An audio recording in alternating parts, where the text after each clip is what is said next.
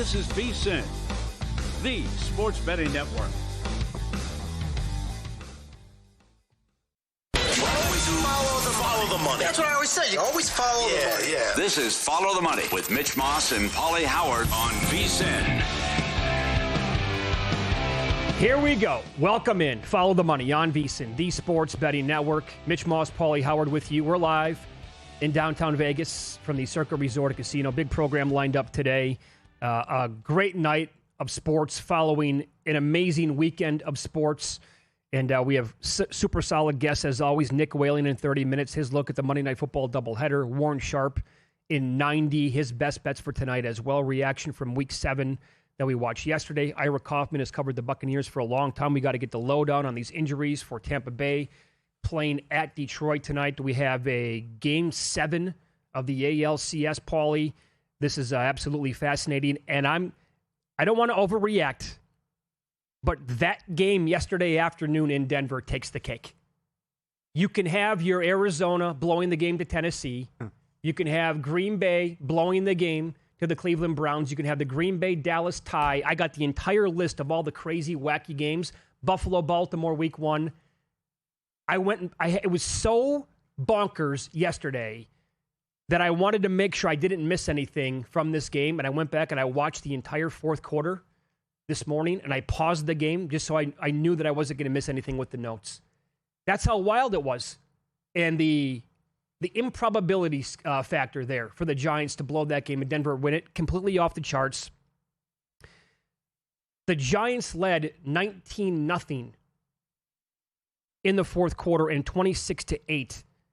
And at this point in the game, 5:30 left. Paul. 5:30 left, 26-8. I'm telling you right now, go back and watch it today, whatever, if you can this week. The Broncos were not playing with a sense of urgency, down 26-8. And I watched the entire game yesterday. I'm like, did I miss something here? Because what the hell? How did that happen? And it's like they were just ho-hum, 3rd and 11. Are we going to pick this up? Game's over. We'll walk out of here with a loss. And I guess we'll have to recoup and pick things up here, pick up the pieces after this disastrous performance is all over with. Yep. And plenty of fans left, and I don't blame them. And the game was over until Dart threw the interception. And he had a fantastic game, but that's one where he made a rookie mistake, and that opened the floodgates and allowed Denver to come back with that horrible interception. But you go back 1,602-0 when teams led by 18-plus in the fourth quarter. And there's your one. How about this? Denver has been down 14-plus in the fourth quarter twice and won. That's only happened 3 other times.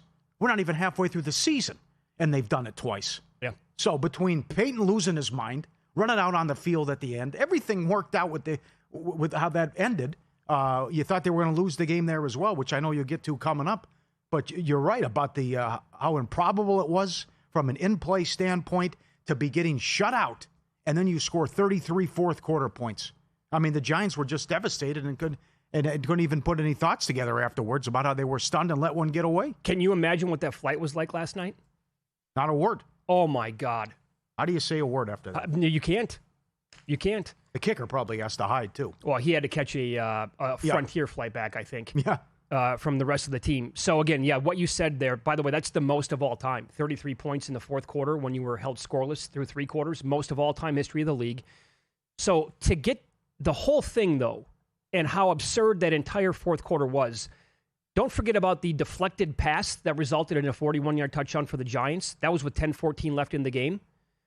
So that's when they went up 26-8, and they're coasting, and they're laughing and they're celebrating on the sideline. Then Denver, again, this is what I'm talking about. It's a 3rd and 5 with 8:36 left at their own 42. I'm telling you, folks, there was no urgency at all to the offense. At that point, they were 2 of 10 on 3rd downs. Back up a minute.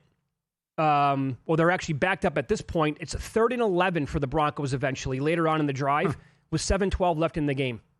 3rd and 11, 7:12 left. It's 4th down, under 7 to play. Clock is running. Then Brian Burns got hurt with 6:40 to go. There was a PI on the Giants after an incomplete pass on 4th down, and Bo Nix finally ran in the score with 5:13 left. 2-point conversion was good. That made it 26-16. The broadcast on the game, the color guy, I don't remember who it was, he was doing it with Kevin Harlan, said, Now it's all of a sudden a 10-point game with 5 minutes left. It's not unheard of. The Trent Green? It might have been Trent Green. Okay, yeah. So this was the brilliant part of what Sean Payton elected to do. On the following drive by the Giants, he started taking his timeouts. And the Giants were going super conservative, but that's before the 3rd down and 5, Jackson Dart, inexplicable INT. Yep. Never saw the defender. And as the game was tilting already the other way, that completely flipped it because the Broncos then had the ball in the red zone with 4:47 to go. More things had to happen. There was a 3rd and 5 for the Broncos. I told you how inept they were yesterday on 3rd downs. Offsides on the Giants. God. 1st down, TD, couple plays later, 26-23, now 3:51 to play. The next drive for New York. Up by 3. Mm-hmm. Rush, Denver timeout, incomplete pass, punt. You want to talk about going into prevent offense in the 4th quarter? That was despicable what that team did. Horrible job by Brian Daboll late. Why did Scatterbo go over his prop by early 2nd quarter and they didn't throw him another pass the rest of the game? Befuddling. What was that all about? Because that was there early on. It was. Just give him the screen stuff. Sure. And he also ran well, and they mixed in a little Tracy. He had the touchdown, but that was bizarre play calling, I thought. So then the Broncos get the ball back. Don't forget they're facing 3rd down and 11. Huge completion. Marvin Mims, 31 yards. Drive is alive. Denver eventually went 68 yards in less than a minute. That's after, again, back-to-back drives by the Giants going super conservative with the offensive play calling. In less than a minute to score the go-ahead touchdown. I'm thinking, well, they scored too soon, right? 1:51 left in that neighborhood. The Giants then get the ball back. They have a 3rd and 19, followed by a 4th and 19 at their own 26. They took the delay of game on 3rd and 14, by the way, to make it a 3rd and 19. Dart easily could have been picked off in the 3rd and 19 pass. But then he completes it to Robinson, and there's roughing the passer on Denver. The next pass should have been picked off again, but 2 Broncos defenders collided with each other. The Giants then have it 3rd and 10, 40 seconds left. Dart goes to the end zone. Incomplete, but hold on a second. You know you're going to get some shenanigans here from the refs. 2 things. Good job, though, by why not throw it to the goal line? Because if you're going to get PI, you're going to have it 1st and goal at the 1.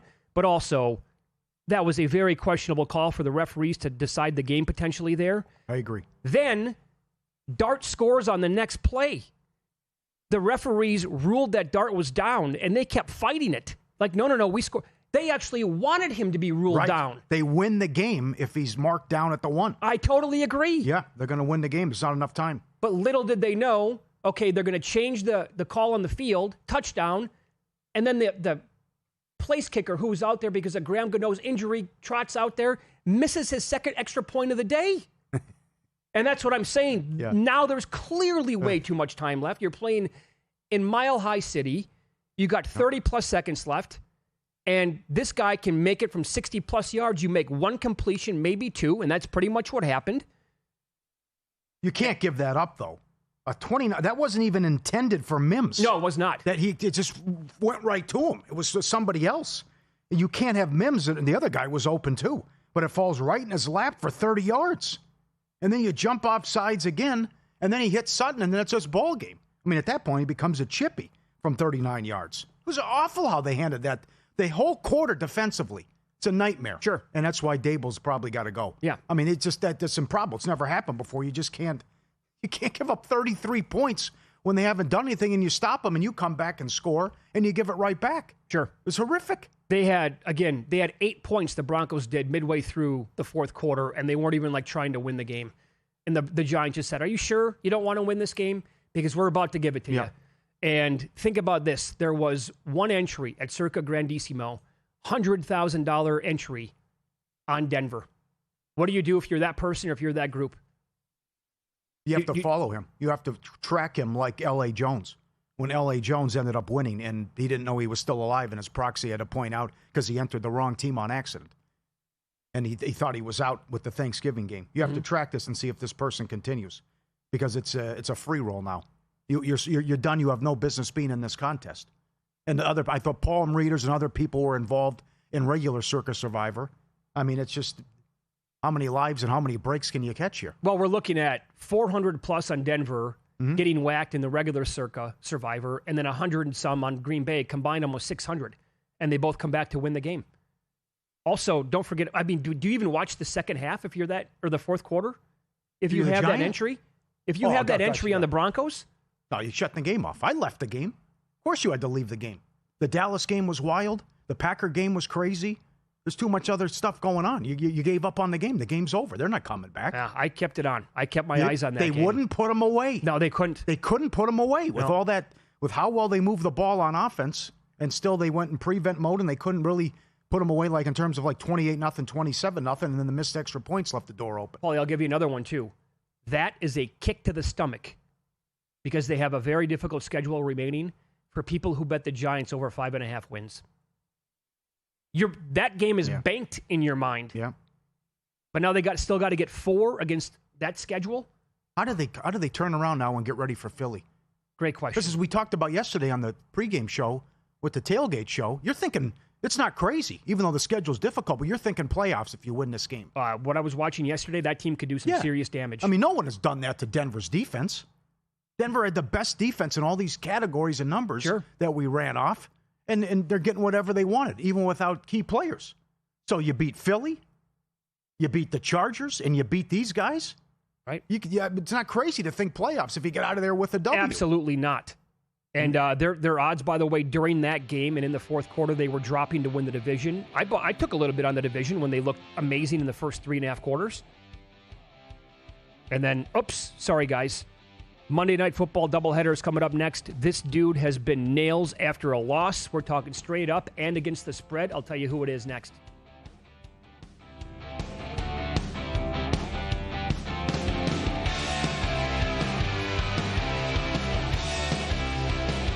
If you're serious about football betting, VSiN's got your weekend game plan. Fridays at 7 p.m., it's the Circa Friday Football Invitational. Saturday morning, VSiN's college football tailgate show at 9 a.m., breaking down matchups, props, and big-time bets. Later that night, join the football contest show as the sharpest betting minds give you their picks for Sunday's game. And Sunday at 9 a.m., lock in with Mitch and Paulie on VSiN's Pro Football Tailgate Show. Your final stop before kickoff. Check out the full lineup at VSiN.com and join us on the Sports Betting Network.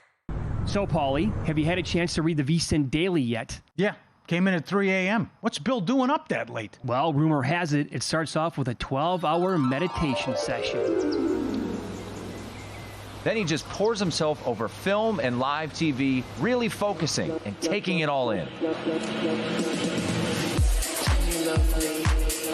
Bill's in with the biggest insiders, talking trade secrets, strategies, the whole nine, absorbing the info. And then and only then can the writing process begin.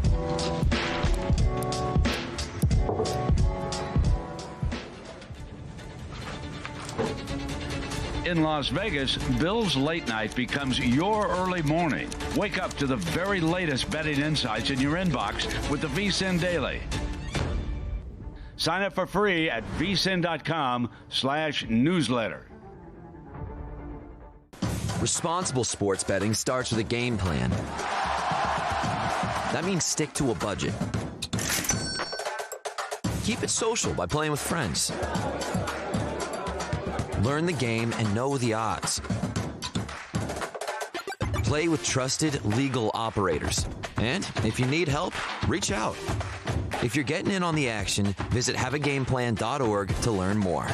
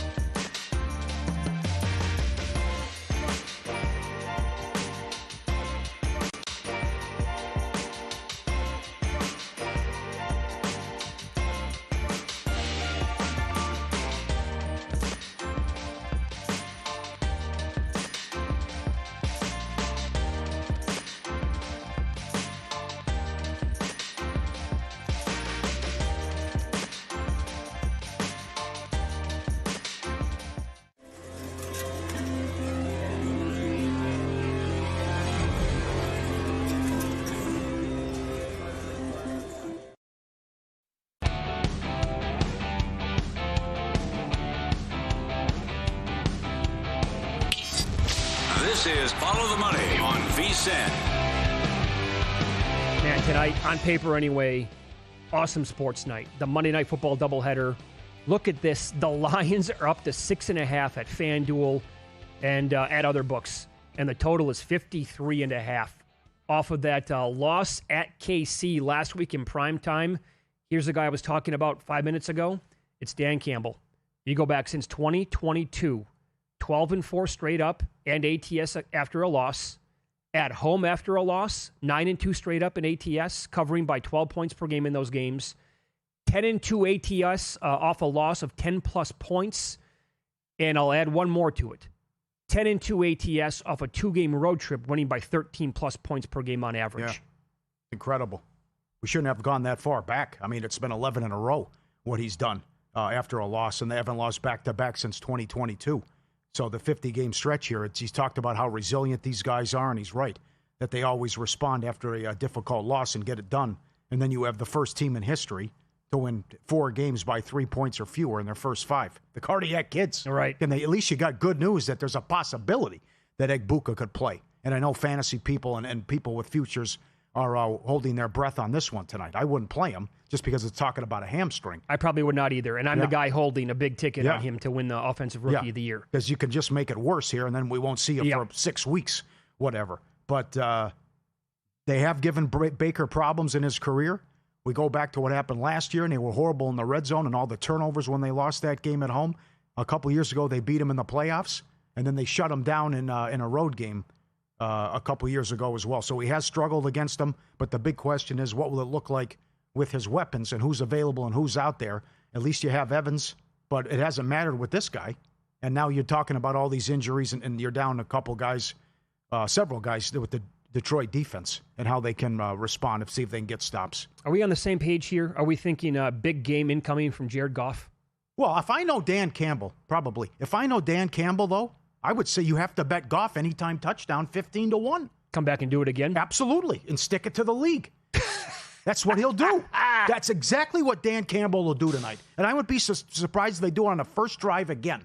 Because you go back to the Dallas game on the Saturday night, well, they waited on it. But when they went back to Dallas, what did they do? The razzle-dazzle was there, the offensive lineman eligible stuff, all that package. They did everything. Oh, it's a whole bag of tricks, what they did in that game.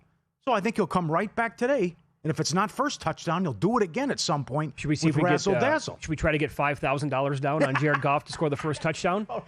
We would practice? Imagine. That's down to 70-1 at DraftKings now. Well, how about this? How about he does it tonight and the guy doesn't have a bet on him? That's possible. Of course it is. Yeah. Sure. So it'd be a killer for him. But come on, that's absolutely 100% Dan Campbell. They give the league the middle finger. I'm on board. The reason why I think it's going to be a big game in the air for him, well, first of all, Tampa Bay is like absolutely phenomenal. They're elite at slowing down the opposing team's ground game. They are number 1 in the league at rushing EPA per play allowed at negative 0.236. A lot of numbers there. I get that, but that just means that they're really good at it. They're also 20th in the league in drop back EPA per play allowed. And nobody basically has gone crazy against this defense running the football this year. We've been betting most running backs under like every single week. Now, I will say that the other team defensively that has been almost as good as Tampa Bay against really good running backs is Cleveland. Achane had a decent day yesterday, but when Cleveland took on Detroit, Gibbs went nuts for like 90-plus yards. It was David Montgomery who didn't do anything. So I think maybe we go under David Montgomery in this game tonight, and I think it could be Jared Goff in the air where I'm not going to be afraid to like ladder him tonight. I can see a lot of yards coming based on Tampa Bay's defense. Yeah. Baker is going to be game for, maybe a shootout here. And Goff throwing like 2, 3, 4 touchdowns. I would not be stunned for 1 second if he has that kind of a night. But 6.5 though? Because Tampa's so good against the run, it really opens it up to that prop about who's going to have the most rushing yards tonight in both games. Oh, yeah, both games on that. You could see a long shot, yeah. Like Woody Marks is 12-1, Charbonnet's 7. But if you're taking out a team completely, and I don't know what White's going to be able to do on the ground tonight, that really opens it up for that late game and what could happen. You want to get crazy? Do they have Sean Tucker listed? They don't. That's not a bad angle, though, but they should. just in case, like, he's going to get the hot hand here running the ball against Detroit, and they would say, yeah, Rachaad White, we can beat him in the air with you, but Tucker's going to get a bulk of the carries here. Did you see what they did, too, on Mayfield? Longest rush, they moved up to 11.5. They must listen to the show. Well, it was coming at some point. Well, a guy goes over 9.5 every week. They have to adjust at some point. I know. But just, you know what? How about just move the juice on us? That's it.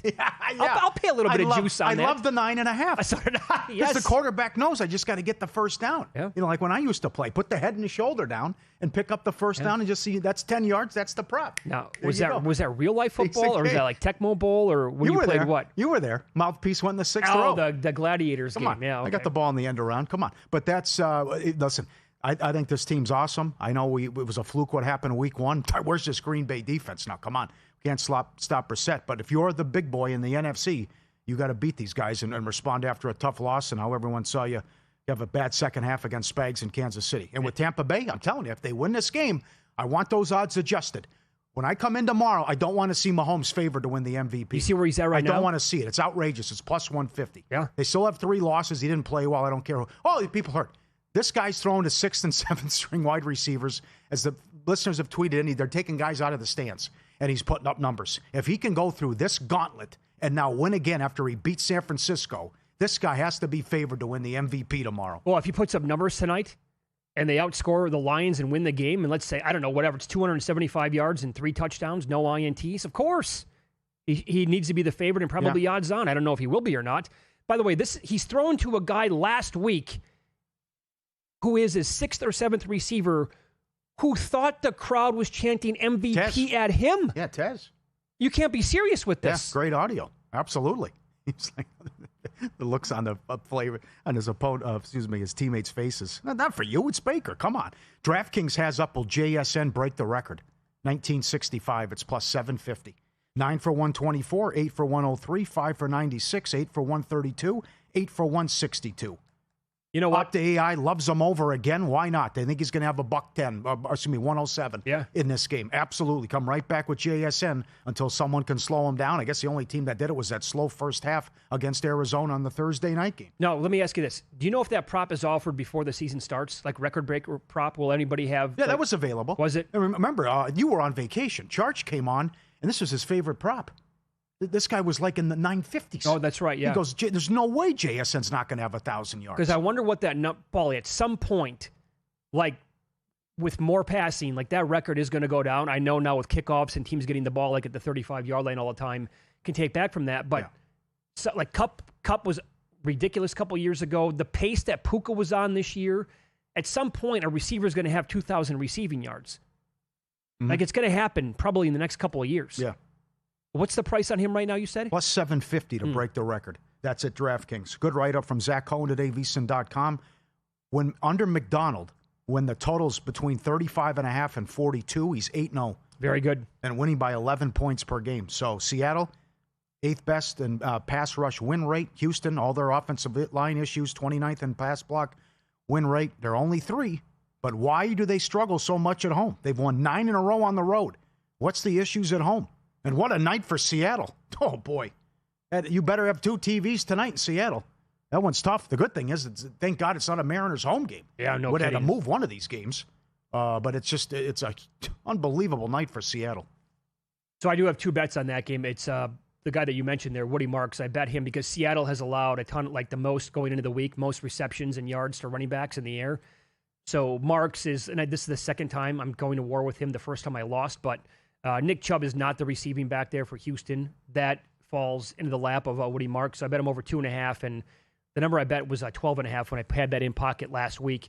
I'm also on 1 Circa Survivor entry on Detroit tonight. Okay. 2-0 yesterday. Great call on the Browns. You said it all week.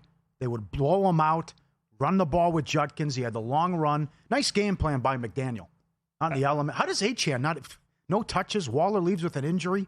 2 or 3 picks. Horrible. I have much more in that game a little bit later on. I fully expected him to be fired today when I woke up. So did I. It's very likely I will not have that strong of an opinion on an NFL game the rest of the year. It's a tough sport to beat. Nailed it. Rocking chair winner. Sports Equinox is here. All 4 major leagues in action at the same time. Let's celebrate with VSiN. Sign up now. Full VSiN Pro access. Everything we do through May 1st for $120 Less than $20 a month. Every best bet, every host, every guest. The betting splits, the AI-driven prop projections. You'll love it. Check out those tools. And it'll be free with the NBA as well. Check that out tomorrow. Limited time offer, won't last. VSiN.com/subscribe. College hoops right around the corner as well. VSiN.com/subscribe. Less than $20 a month. One area of concern definitely tonight for Houston, their poor offensive line. 29th in pass block win rate. Yeah. The Seahawks are 8th in the NFL in pass rush win rate. Could be a long one here for Stroud. I had somebody reach out to me and said they made the number 5.5. Blown away that it was 3. We'll get more thoughts on player props to attack tonight with Nick Whalen coming up here and Follow the Money. It's VSiN, the Sports Betting Network.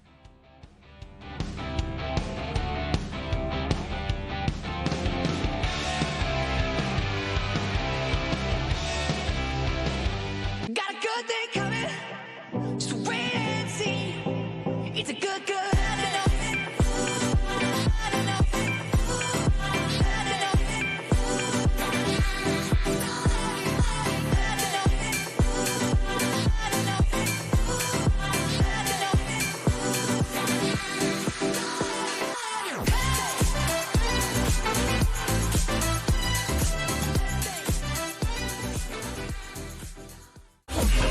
The NBA betting season is tipping off, and VSiN's got you covered with our brand new NBA betting guide. We've packed it with key insights and betting trends, previews of all 30 teams, and of course, our experts' season-long best bets. It's the playbook you want in your hands before the first tip. The guide is exclusive for VSiN Pro members, so don't miss out. Sign up today at VSiN.com/subscribe and join us on the Sports Betting Network.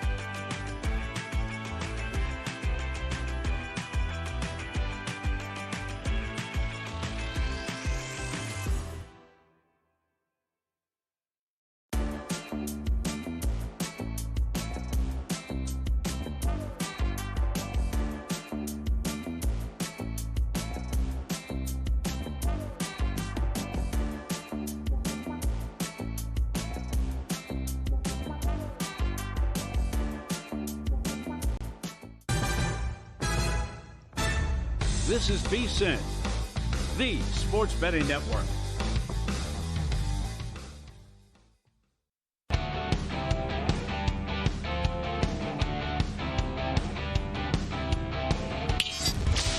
This is Follow the Money on VSiN. Time to get some more best bets with analysis on tonight's Monday Night Football doubleheader. Nick Whalen joins the program now with RotoWire. He's on the Progressive guest line. Nick, good afternoon. Thanks for the time as always as you join us here on Mondays at 4:30 Eastern time every single week. So the lines now are touching 6, even as high as 6.5 at some spots. But I'm looking at some of the exchanges out there like a Novig and ProfitX. Some of that stuff. There's 5.5 out there as well. You like Detroit enough here to make a bet on them tonight? Is that correct? Yeah, I'm in on the Lions at 5.5, and a little bit surprised that we're seeing that line, move toward Detroit. Obviously Detroit has been great in this spot in the Dan Campbell, Jared Goff era. They've covered 11 in a row, coming off of a straight up loss. They're always good as home favorites, especially in primetime. But so much of the focus, of course, has been on the injuries and the suspension to Brian Branch in that Detroit secondary. And look, when I made this bet back on Wednesday or Thursday last week, I thought there was no chance Emeka Egbuka would be out there for the Tampa Bay Buccaneers. And lo and behold, it sounds like he's going to have a real chance to play. Not definitive quite yet, but was out there at practice over the weekend. So there is a very realistic world in which both Egbuka and Mike Evans are out there for the Tampa Bay Buccaneers. But nevertheless, I still lean on Detroit at home, guys. I think this is kind of an obvious bounce back spot after that loss to Kansas City, a game that got away from Detroit. Didn't really think the Lions played all that badly. The secondary does concern me, but I think this is a really good run defense. I think they're going to force Baker Mayfield to try to win this game through the air. I think we do see points. And I think Detroit is comfortable in those kind of settings. Like they dare teams to outscore them on a week-to-week basis. And again, I'll lean on the trends here, coming off a loss, playing at home in primetime. I think the Lions do get this done, but it's always in the back of my mind, of course, that all the Tampa Bay Buccaneers do week in and week out is seemingly, play these games that come down to the last possession. Yeah, absolutely. No question. Yep. Yeah. They're 6-0 ATS in the third quarter, by the way, if you want to file that away with Tampa and Bowles. How about some props you like on the game? Yeah, I'm looking at an Amon-Ra St. Brown anytime touchdown. Nothing too special there, -120. Again, I think we do see points here, and I think Detroit does come out with a bit of a vengeance. And by the way, the Tampa Bay run defense is among the best in the league, and that's something I think that's gone a little bit undercovered with the Lions this year. Since bouncing back from that Week 1 loss to the Packers, like the Lions have mostly looked like the Lions. They're not running it as efficiently as they were last season. There's been some talk of, do we want to get a little bit more of David Montgomery mixed in with Jahmyr Gibbs? But we're not seeing these like explosive running games out of Gibbs and Montgomery for the most part. And I don't think that necessarily happens here. So I think this is a game Detroit probably has to win more so through the air. On the Tampa Bay side, looking at the over 33.5 pass attempts for Baker Mayfield. Again, talked about this being a game that's probably on the arm of Baker Mayfield. They're playing keep up with the Detroit Lions. And I don't necessarily expect Tampa Bay to be playing with a significant lead at any point where you're just leaning on Rachaad White, leaning on Sean Tucker. And then back to the Detroit side of things, guys. Jahmyr Gibbs, over 3.5 receptions, getting this at plus money. You can find it around plus 115. Also looking at the over 24.5 receiving yards. Gibbs has not been very involved, especially over the last 3 or 4 games as a receiver. I think they need to change that. I think that's kind of one of the variations you can make for this offense. If the running game is not having success, get the ball in Gibbs' hands as a receiver. Bucs are giving up 8.7 yards per target to running backs as receivers this season. I think I'm with you on the late game, and it's a good game. I played the under. I think you think it'll be low scoring as well. I like the spot for Houston. You've won 2 in a row. You're off the bye. Seattle's off the great win. Everyone's pumping their tires because they dismantled Jacksonville. I don't know why they have all these issues at home. Thoughts on that late game? You laid out a lot of the key points here, right? If you're giving me the hook with the Houston Texans, I think this is a spot where I'm willing to play them on the road. Seattle, for whatever reason, and this dates back to last season, just has not really been able to defend home field. This is another one of those spots where, a ton of the money is coming in on Seattle. So I think there is decent value on the Houston Texans. The Seattle offense to me is so dependent on Sam Darnold making these high degree of difficulty throws week in and week out. They're so dependent on the Darnold to Jackson Smith and Jigba connection. And you're going up against one of the best pass defenses in the NFL in Houston. Now we'll see if Seattle could get anything going on the ground. That's kind of been every other week. It feels like Kenneth Walker or Zach Charbonnet, either gets completely shut down or, they're able to rip off like 7 yards per carry. I think with an extra week to prepare, Houston comes out ready defensively.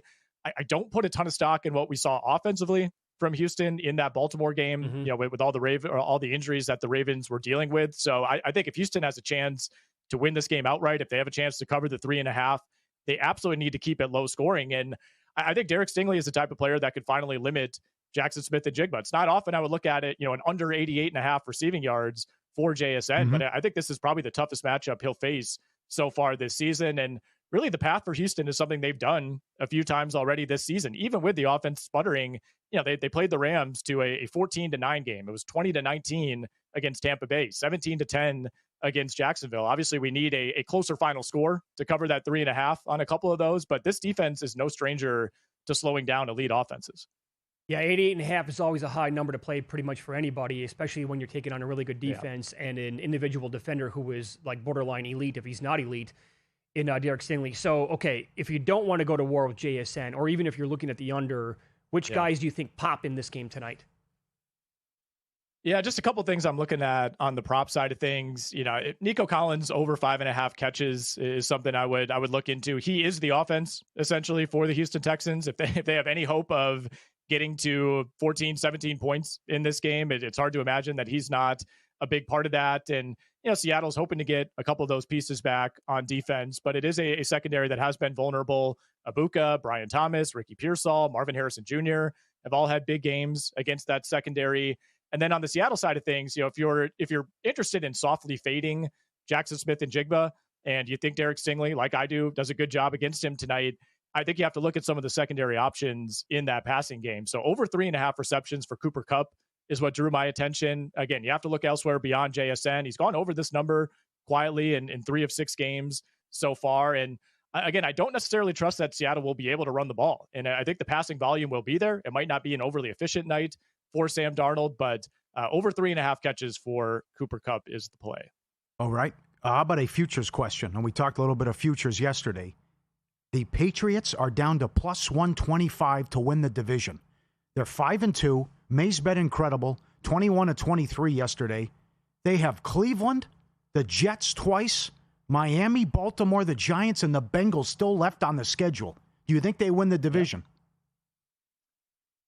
I think they have a really good chance. I really do.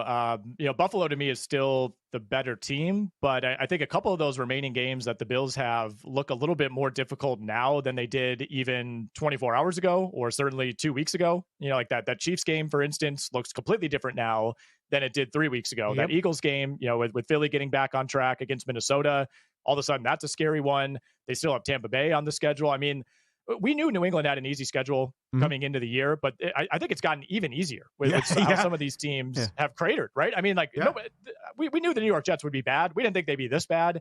Like their opponent winning percentage the rest of the way is under 32%. Like you really only have two quote unquote difficult games. That's Tampa Bay and Buffalo. And then, the Ravens game later in the season, I think is one that they could certainly lose, but yeah, the way the Patriots are playing right now, they got the running game going. Drake May, continues to play at probably top 5, top 6 level, at least in the last month. I think you have to consider it. Buffalo is going to be that incumbent team, but I think New England, play for play, down for down so far this season has probably looked like the better team on balance. I don't know what the hell happened week 1, but well, that's one of the biggest flukes of the entire year. Absolutely is. The last 3 weeks have been incredible, especially May. And then the running game and Diggs and using these weapons. No one throws a better deep ball, I think. His deep ball's beautiful. Yeah. You guys want to get really nuts? How about 1 seed in the AFC? Give it to me. Based on the schedule. Sure. No, I'm looking for odds right now. But I mean, they got it. Yeah, what is it? Yeah, they got it. If you find a high enough number, do you want to get that crazy? I'm interested. Right. If you think they're winning the division, that probably requires that they get to at least 11 wins. Yes, maybe to beat 12, out the Bills. Right? Because Buffalo has an easier remaining schedule. So if you're willing to lay it with the Patriots to win the division, I think that's something you have to think about. I mean, Kansas City already has 3 losses. It's 9-1. They're 9-1? I'll take that. Oh, I was hoping for like 40. 40? Yeah, because, the Chiefs, the Bills, obviously, those teams. I guess the AFC's not Colts? nearly. Yeah, Colts. There you go. Another one. That's sure. a tough line. Yeah. Quickly here. I know that you were on the Browns yesterday. Did you watch a lot of that game? And I'm asking because of how, my God, Nick, the Dolphins look like. They did not look like a pro football team yesterday. They did not. I take notes on every game, guys, while I'm watching. And the number one thing I wrote down was just, my God, with regard to the Miami Dolphins. I mean, the Browns won this game by 25 points. They put up 206 yards of offense. Yeah. Like, this was not some sort of dominant performance by any means by the Cleveland Browns. I mean, 11 penalties for over 100 yards for Miami, 4 turnovers. Every single one of those was completely brutal. Like, Miami actually did a pretty decent job, I thought, limiting Quinshon Judkins. Yeah. Like, if you had told me he carried it 25 times, I would say, yeah, he's going over 84 yards. Yeah. And still, just a complete JV performance by the Miami Dolphins. Totally agree. Nick, that was awesome. Thanks for the time as always. Good luck tonight, okay? Appreciate it, guys. Thank you. There you go. Follow him on X at WHA1EN, and he's with RotoWire. Not enough talk about what Danny Dimes did and how good the Colts looked carving up the Chargers. Yeah. It's a great job. That was a great performance. So easy. Now people are starting to say that dude could pull off the MVP. I don't want to get that nuts, but win, lose next, an all-time Ohtani game and tickets to prove it.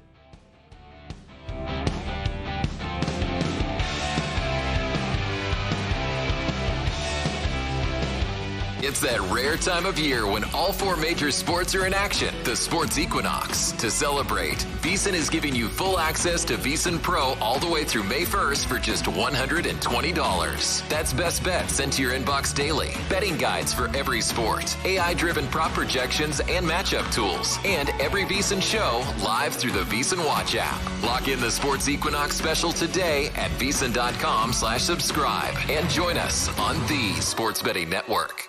Check out Stormy and JVT on Money Moves, only on VSiN. And maybe that's why they wouldn't, because they're the Giants and they don't do things that make sense.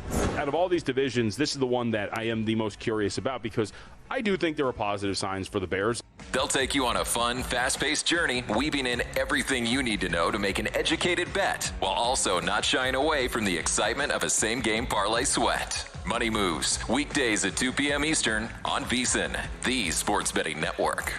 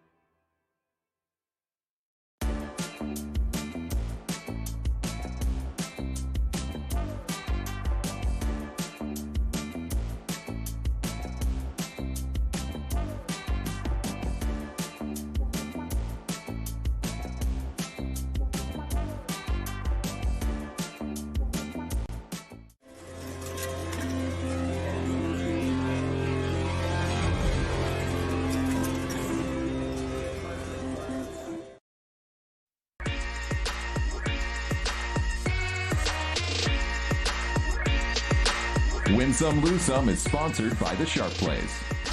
Were you a winner last night? Wow, winning. Or was it a rough one? Well, they can't all be winners, can they? Loser! You're a loser! Paulie Howard recaps the night in sports betting in Win Some, Lose Some.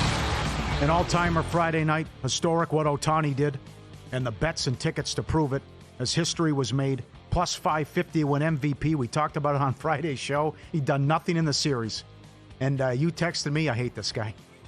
You had. I love him, tickets. But my God, he just destroys. I can't believe destroys me with my bets with MVP stuff. It's at a horrible series. It's 3-0.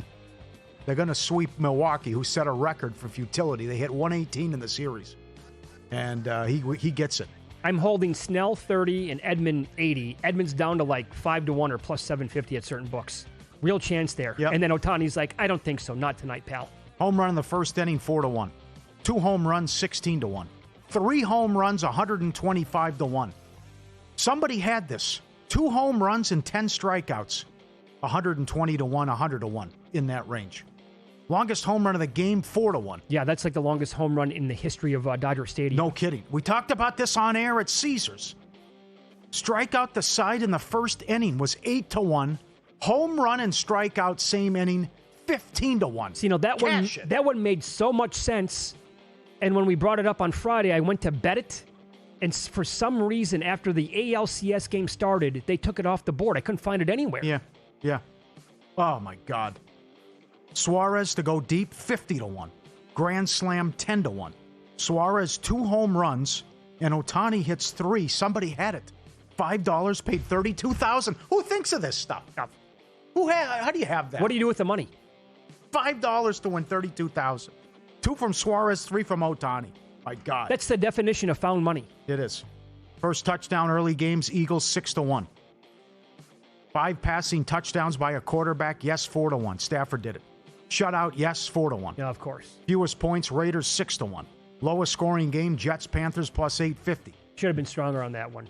I guess both defenses are so bad it would never popped in our brains. Most points, Cowboys 8-1. Also highest scoring game I've ever seen at this low, plus 250. And it cashes, of course. Yep. Most passing yards, Herbert 9-1. Couldn't stop him. He only stopped himself with the interceptions. McCaffrey 8-1. He got there late last night. He pulled ahead of Swift, who was a big number.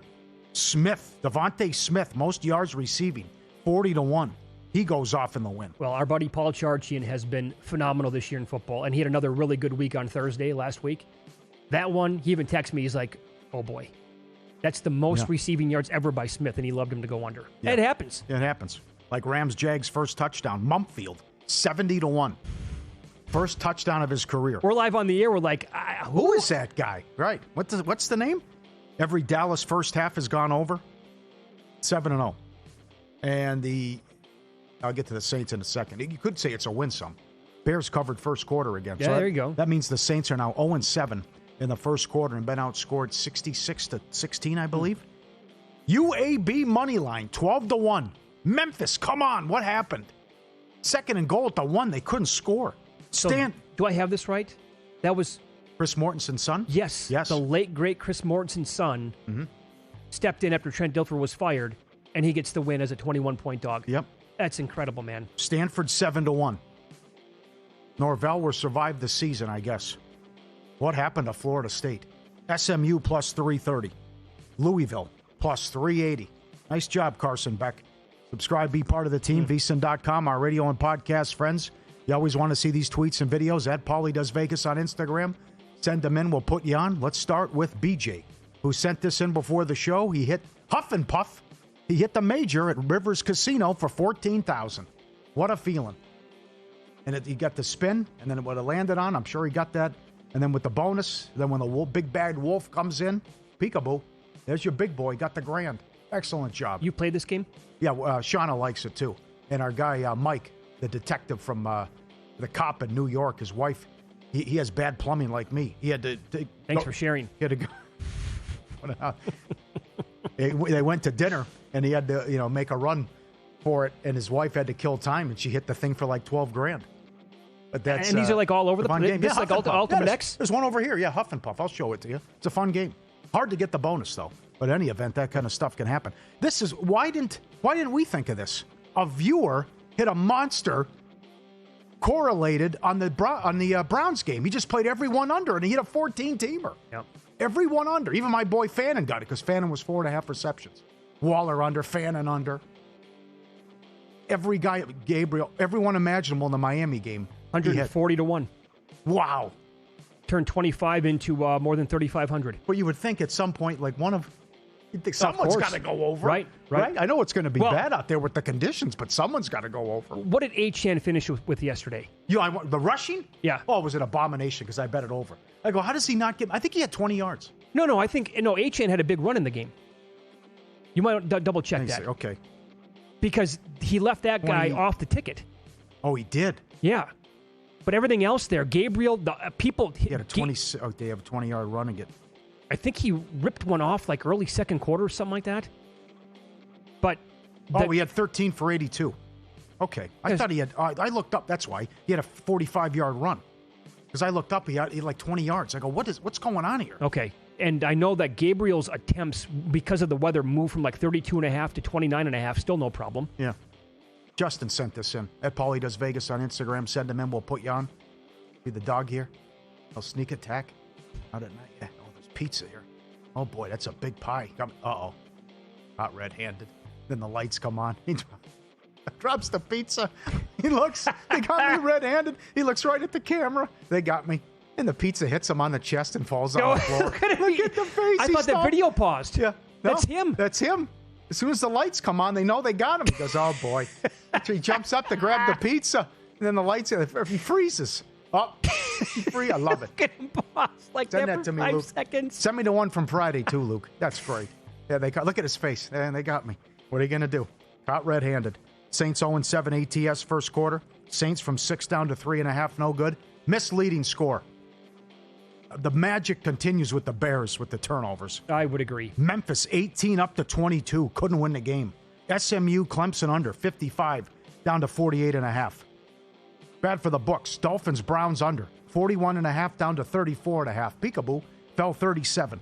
Dallas plus 2.5 went off the favorite. Crushed Washington. Jets under 43.5 to 39.5. Boy, was that easy.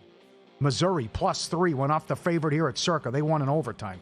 Georgia State, Georgia Southern over 51.5 up to 60 here at Circa. Got there. Troy over 40 up to 45.5, and SMU from 10 down to 4. Bad beats. Giants. Warren Sharp saw 40 to 1 on the Broncos late. They come back and win the game. Thank you, Warren. All-time bad loss by the Broncos, the 1,602 straight, up 18 or more in the fourth quarter. Iowa first half. Let's try a 64-yard field goal. What could happen? Blocked and returned for a touchdown at the gun by Penn State. By the way, that was the reason why Iowa couldn't cover the game either. That's right. Indiana. You see this? 25.5. But Michigan State kicked the field goal with 30 seconds left to put it on 25. What in the world's going on? That's happened before. Yep. Texas A&M first half. Oh, that's too long to explain it, but thanks to the viewer who sent this in. They led 21-6 with 2 minutes and couldn't get there. Ooh. And then there was it looked like Petrino just wanted to get to halftime. They ran a draw and the kid ripped one off. And game 5,